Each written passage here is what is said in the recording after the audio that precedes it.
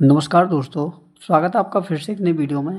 तो दोस्तों आज हम पढ़ने वाले हैं मैथ के कुछ इंपॉर्टेंट क्वेश्चन जो आपके एसएससी जीडी के लिए बहुत ही महत्वपूर्ण होने वाले हैं। तो हमारा पहला क्वेश्चन है, दूध और पानी के 120 लीटर मिश्रण में 15% पानी है। इस मिश्रण में कितना पानी लीटर में मिलाया जाना चाहिए ताकि पानी की मात्रा 25% हो जाए। यानी कि दोस्तों आपके पास क्या एक सॉल्यूशन है जो आपका कितने लीटर का है, 120 लीटर का है। तो उसमें आपका मिक्सचर क्या है, दूध और पानी का।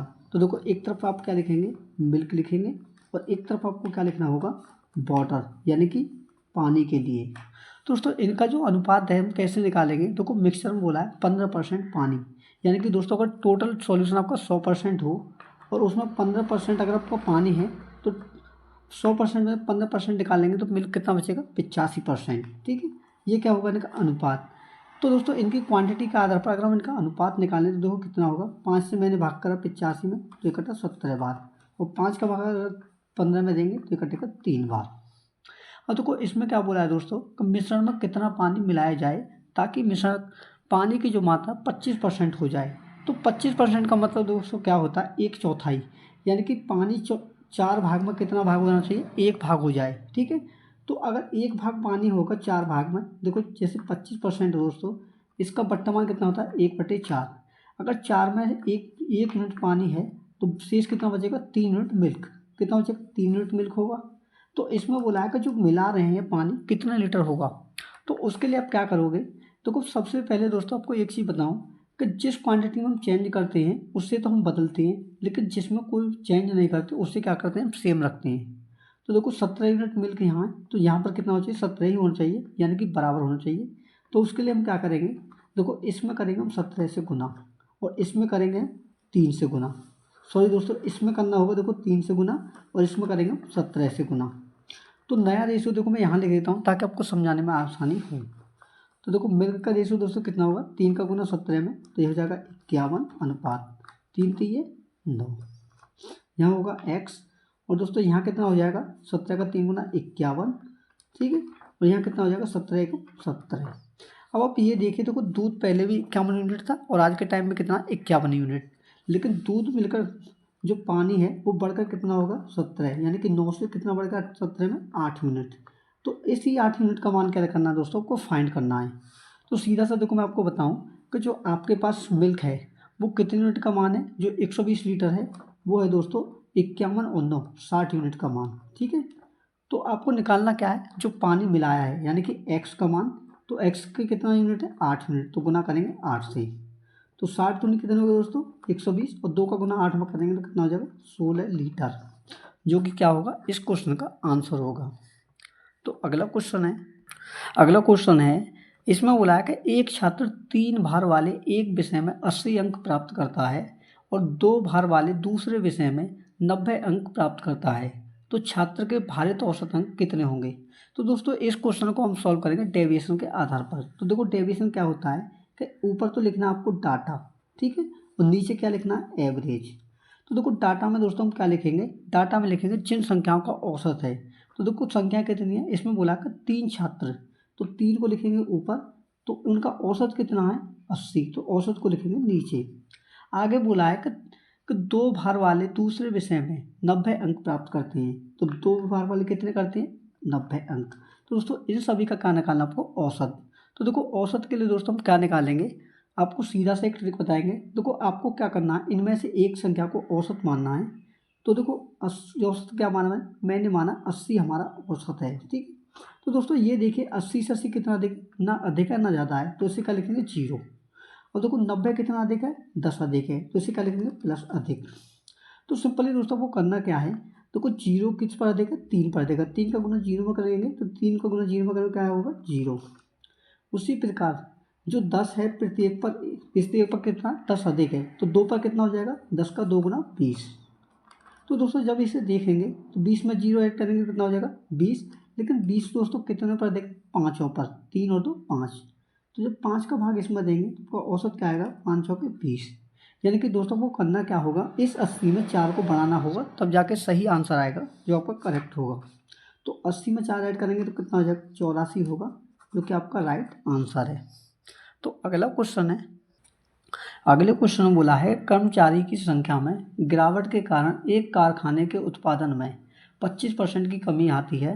मूल उत्पादन को वापस शुरू करने के लिए कार्य के घंटों में कितने प्रतिशत की वृद्धि की जानी चाहिए। यानी कि दोस्तों आपको करना क्या है कि एक मूल जो संख्या की गिरावट के कारण क्या हो रहा है, कारखाने में उत्पादन में कमी कितने की, 25% की। तो देखो आप क्या लिखोगे, एक तरफ लिखोगे जो पुराना जो उत्पादन था और एक तरफ लिखोगे नया उत्पादन। ठीक है, ये होगा पुराना उत्पादन का रेशियो, ये होगा नए उत्पादन का। तो दोस्तों सिंपल आपको करना क्या है, देखो 25%, जो 25% का दोस्तों बट्टा मान होता है वो कितना होता है, 1/4। ठीक है, ये कैसे आता है, देखो परसेंट हटाएंगे तो बट्टे में क्या आता है, 100। तो 25 से कम 25 और 25 चौके 100। तो दोस्तों होगा क्या, इसमें क्या हो रहा है, एक की कमी। यानी कि पहले जो नीचे वाला होता है हमारा क्या होता है, ओल्ड रेशियो, यानी कि ओरिजिनल वैल्यू जो 4 यूनिट है, उसमें क्या हो रहा है, एक की कमी। कितने की, एक की कमी। तो 4 में से एक कम करेंगे तो कितना हो जाएगा, 3। और दोस्तों ये क्या चाहता है, ये चाहता है कि इसे 3 से, यानी कि ये आज 3 है तो इसे 4 करने के लिए हमें कितने की वृद्धि करनी होगी, यही आपसे पूछा है। तो देखो 3 पे कितने की वृद्धि करनी होगी, 4 और 3 के बीच में 1 का अंतर, तो आपको 1 की वृद्धि करनी होगी 3 के ऊपर, तो गुना करेंगे 100 से गुना। तो दोस्तों आपकी प्रतिशत वृद्धि कितनी आएगी, वो आएगी 33 सही 1/3% की वृद्धि, जो कि क्या होगा, आपका आंसर होगा, जो कि आपका करेक्ट आंसर है। तो अगला क्वेश्चन है 2 पुरुष किसी कार्य को 18 दिनों में पूरा कर सकते हैं, जबकि 4 महिलाएं इसे 6 दिनों में पूरा कर सकती हैं। 6 महिलाएं और 9 पुरुष इस कार्य को कितने दिनों में पूरा कर सकेंगे। तो क्वेश्चन में यही आपसे पूछा है। तो दोस्तों सिंपली देखो वो करना क्या है, देखो मैंने क्या किया, 2 मेल को लिखा 2m। ठीक है, कितने दिन में कर रहे हैं, 18 दिनों में। यानी कि दोस्तों 2 मेल मिलकर जितने कार्य 18 दिनों में करेंगे उतने ही क्या है, 4 महिला 6 दिनों में करेंगी। यानी कि दोनों का काम क्या है, बराबर है। दिन का 2 पुरुषों का 18 दिन का बराबर है किसके, 4 फीमेल के 6 दिन के। ठीक है, तो दोस्तों आपको करना क्या होगा, दोनों की क्षमताएं निकालनी होगी कि इनकी क्षमताएं कितनी हैं। तो देखो मेल को मैंने यही रखा, ठीक है, और फीमेल को लाया मैं पट्टी में। अगर दोस्तों आप यहीं से भाग दोगे तो देखो 6 कितने हो गए, 18। ठीक है, और देखो 2 से अगर मैं भाग दूँ इसमें 4 में, तो कटेगा 2 बार, तो आपका सीधा क्या आएगा, 2/3 आएगा भट्टी में। तो एक पुरुष की क्षमता कितनी है, 2 यूनिट, और एक महिला की क्षमता कितनी है, 3 यूनिट। तो सिंपल आपको क्या निकालना है कि इसमें बोला कि 6 महिलाएं और 9 पुरुष इस कार्य को कितने दिनों में पूरा कर सकेंगे। तो दोस्तों सबसे पहले हम क्या करेंगे, सबसे पहले हम निकालेंगे टोटल कार्य। ठीक है, तो देखो टोटल कार्य के लिए क्या करेंगे, देखो एक पुरुष की क्षमता कितनी है, 2 यूनिट, तो 2 पुरुष की क्षमता कितनी आएगी, 2 दूनी 4। तो सिंपल आप क्या करोगे, 2 × 2 × 18। चाहो तो आप फीमेल से भी निकाल सकते हो, तो एक फीमेल की क्षमता 3 यूनिट, तो 4 फीमेल की तो हो जाएगी 12। तो 12 का 6 गुना 72, तो यहाँ से भी कितना आएगा, 18 चौके 72। अब सिंपली दोस्तों क्या करोगे, भाग दोगे किसका, इनकी क्षमताओं से, यानी कि 6 महिलाएं। तो देखो 6 महिलाओं की क्षमता कितनी हो जाएगी, 6 का 3 गुना, क्योंकि एक महिला की क्षमता 3 यूनिट, तो 6 महिलाओं की कितनी होगी, 6 × 18। उसी प्रकार देखो इसमें बोला है 9 पुरुष, एक पुरुष की क्षमता 2 यूनिट, तो 9 पुरुषों की क्षमता कितनी हो जाएगी, 9 दूनी 18। ठीक है, तो कुछ सिंपली कितना होगा, 18 चौके 72 यूनिट। तो 72 में आपको क्या करना होगा, 6 × 18 और 9 दूनी 18, 18 का 2 गुना कितना होगा, 36। तो जब 36 का भाग 72 में दोगे दोस्तों तो कितनी बार कटेगा, 2 बार। यानी कि 2 दिन में क्या है दोस्तों, उस कार्य को पूरा कर लेंगे, जो कि इस क्वेश्चन का आंसर है। तो अगला क्वेश्चन है एक आदमी 600 मीटर लंबी गली को 24 मिनट में पार करता है, उसकी चाल किलोमीटर प्रति घंटा में ज्ञात कीजिए।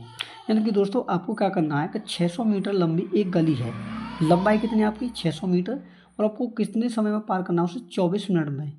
तो आपसे पूछा है कि उसकी स्पीड किलोमीटर प्रति घंटा में कितनी होगी।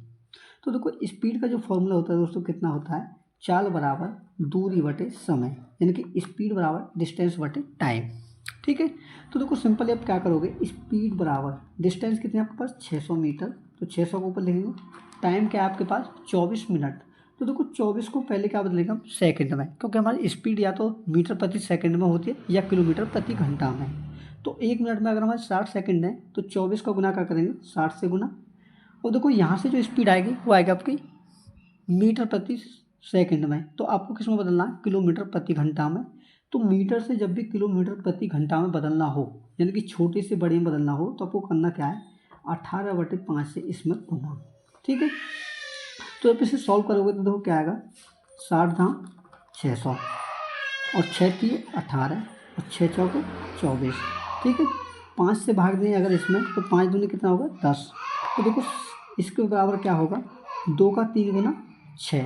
तो 6 में दोस्तों जब 4 का भाग दोगे तो आपका सीधा क्या आएगा 4 एकम 4 बचा 2 4 पंजे 20, यानी कि 1.5 किलोमीटर प्रति घंटा जो होगी इसकी क्या होगी स्पीड होगी, जो कि क्या होगा आंसर होगा। तो अगला क्वेश्चन है आपका, अगला क्वेश्चन है साधारण ब्याज पर ऋण पर दी गई कोई धनराशि 4 वर्ष में स्वयं की 7/5 हो जाती है तो वार्षिक ब्याज की दर ज्ञात कीजिए। यानी कि दोस्तों इस क्वेश्चन में आपको क्या निकालना है, जो साधारण ब्याज की दर है वो क्या होगी। दोस्तों इसके लिए क्या करोगे, जो आपका प्रिंसिपल है, प्रिंसिपल कहते हैं मूलधन को, अगर मान के चलिए आपका मूलधन x रुपये है तो देखो आपका ब्याज क्या होगा दोस्तों, ब्याज का मतलब है दोस्तों अमाउंट दे रखा है इसमें 7/5। तो देखो अमाउंट दोस्तों क्या होता है ब्याज और आपका ब्याज सहित जो मूलधन में आप ब्याज जोड़ते हो तो क्या निकलता है हमारा अमाउंट। तो ये कितना हो रहा है इस x का 7/5 गुना, तो कितना हो जाएगा 7x/5। तो दोस्तों सबसे पहले हम क्या निकालेंगे कि इसमें ब्याज कितना मिल रहा है। तो देखो ब्याज के लिए क्या करते हैं सिंपल इंटरेस्ट बराबर अमाउंट माइनस के प्रिंसिपल। तो जो आप क्या करोगे इस 7x/5 में से x को हटाओगे तो क्या आएगा, देखो ये आएगा आपका 7x/5 माइनस के x। तो देखो गुना करेंगे तो क्या होगा 7x माइनस के 5 का गुना x में 5x और बटे में 5। तो सिंपली आपका इंटरेस्ट क्या आएगा 7x में 5x घटाएंगे तो 2x बटे में 5, ये क्या आएगा आपका साधारण ब्याज। तो जब आप फॉर्मूला लगाओगे साधारण ब्याज का तो क्या होता है सिंपल इंटरेस्ट बराबर principal into rate into time बटे में 100। और देखो आपके पास ब्याज है टाइम है और प्रिंसिपल भी है, तो आप क्या निकालना रेट सीधा निकल जाएगा। कैसे, देखो ब्याज कितना है 2x बटे में 5 बराबर प्रिंसिपल कितना है x, तो x इंटू रेट आपको निकालना है और टाइम दे रखा है कितना, वो दे रखा है देखो क्वेश्चन में आपका 4 वर्ष, तो इंटू 4 बटे में 100। तो देखो सॉल्व करेंगे तो क्या होगा इस x से क्या होगा इस x में भाग देंगे तो एक बार कटेगा, ठीक है, और इस 2 का भाग अगर 4 में दूँ तो कटेगा 2 बार, और 5 का भाग अगर 100 में देंगे तो ये कटेगा 20 बार, और इस 2 का भाग अगर 20 में देंगे तो कितने बार कटेगा 10 बार। तो सीधी सी बात है कि आपका रेट कितना आएगा दोस्तों 10% आएगा, जो कि क्या होगा करेक्ट आंसर होगा। ठीक है, तो मैं उम्मीद करता हूँ कि क्वेश्चन आपको अच्छे से समझ में आया होगा।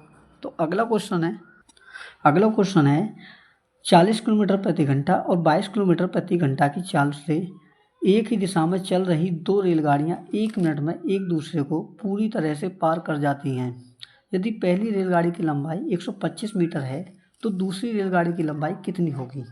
तो दोस्तों यहाँ पर आपको क्या ध्यान रखना है कि जब भी 2 रेलगाड़ियाँ एक दूसरे की ओर चलती हैं या एक दिशा में चलती हैं तो वो करना क्या है, आपको लेना है रिलेटिव स्पीड।